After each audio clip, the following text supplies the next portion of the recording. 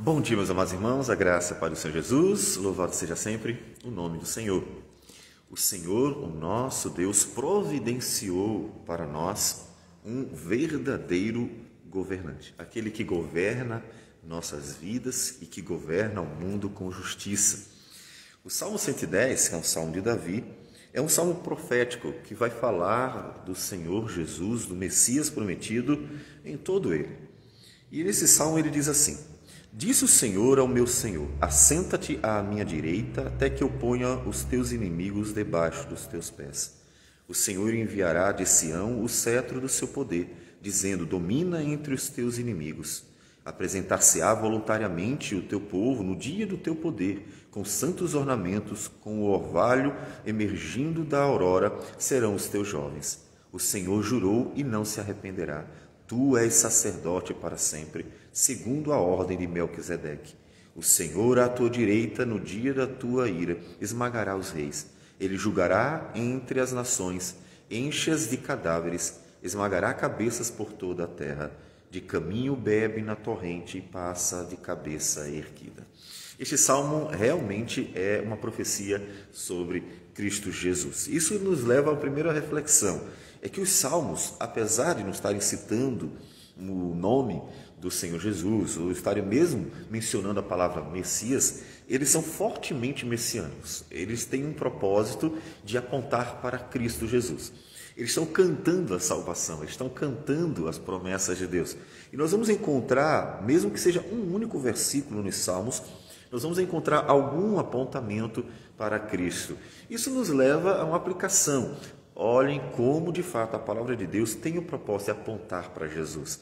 A vida desses homens, Davi, inclusive como rei, Davi que quase exerceu os 3 ofícios, ainda que não pudesse, por ser da tribo de Judá, porque Davi era profeta, Davi foi rei, e Davi ainda esteve relacionado muito pessoalmente ali, muito intimamente, com o sacerdócio, quando ele, às vezes, vestia a estola para fazer uma consulta ao Senhor. Davi esteve muito por perto. E ele tinha o propósito de apontar para Cristo. A sua vida tem o propósito de apontar para Cristo.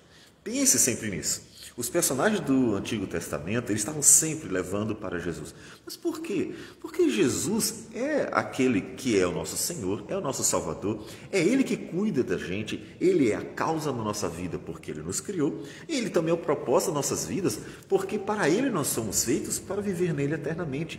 É Ele quem cuida de nós e é Ele quem nos dá a felicidade.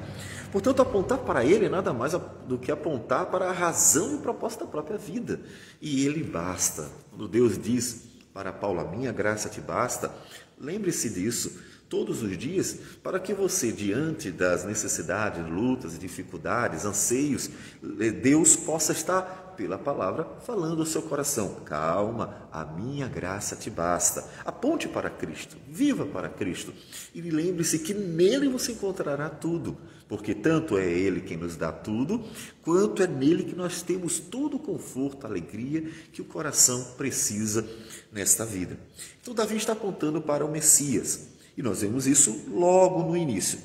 No primeiro versículo ele diz: disse o Senhor ao meu Senhor. Esse texto é citado em Mateus 22, versículo 44. Ele é citado pelo Senhor Jesus, quando este está de conversa com os fariseus. Mateus 22, 44.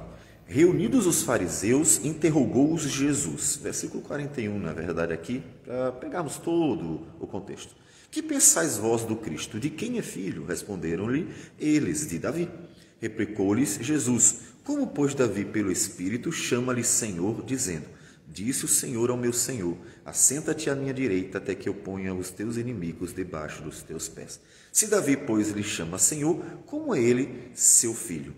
Veja que Jesus fez uma pergunta que eles não conseguiram compreender a profundidade dela, porque não entendiam a natureza divina de Cristo. Cristo é o filho de Davi, mas é também o filho de Deus, e portanto maior do que Davi.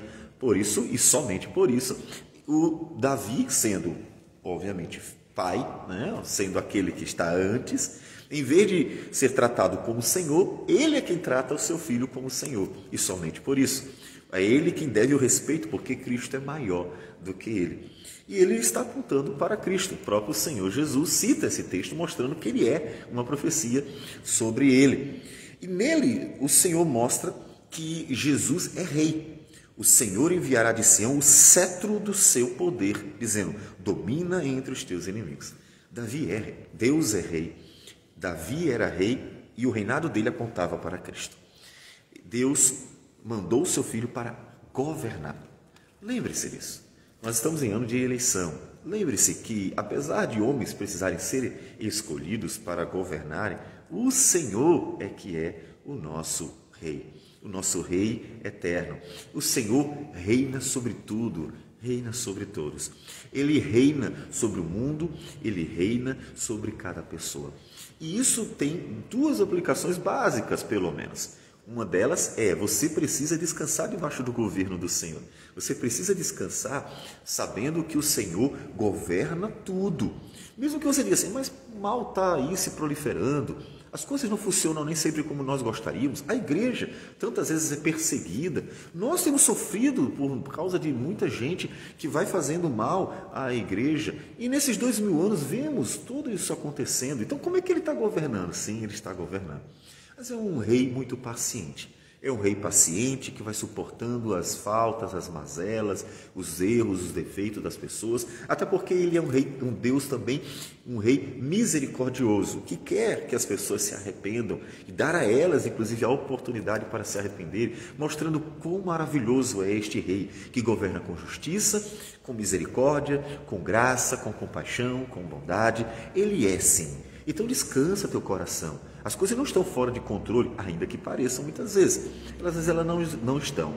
E o fato delas não estarem fora de controle deve levar você tanto a descansar, quanto a clamar: ó Deus, tu és o rei.